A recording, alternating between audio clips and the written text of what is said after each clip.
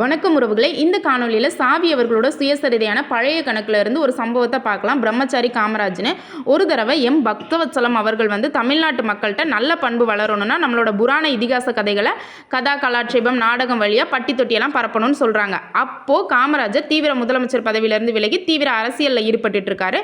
ஒரு நாள் சாவியும் காமராஜரும் டெல்லி போகிற வாய்ப்பு இருக்கும்போது காமராஜர்கிட்ட சாவி நானே ஒரு கமிட்டி தொடங்கி இந்த கதா கலாட்சேபம் விஷயத்தை பண்ணட்டுமான்னு கேட்கும்போது தேனாம்பேட்டை காங்கிரஸ் மைதானத்தை எடுத்துக்கோங்க சொல்லிட்டு காமராஜர் ஒப்புதல் கொடுத்திருந்தாரு.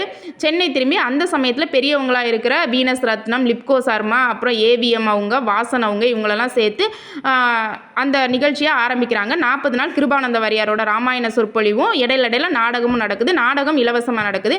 ஒரு வாரமாக காமராஜர் வரல. அன்னைக்கு அந்த ராமாயண சொற்பொழிவில் அனுமன் பற்றின கதை இருக்குது. அவர் சொல்கிறாரு, பிரம்மச்சாரிகள் தான் தங்களை கொடுத்த வேலையை சிறப்பாக செய்வாங்கன்ட்டு. அப்போது காமராஜர் உள்ளே வந்துடுறாரு. அரங்கமே அந்த பேச்சை ரசித்தது.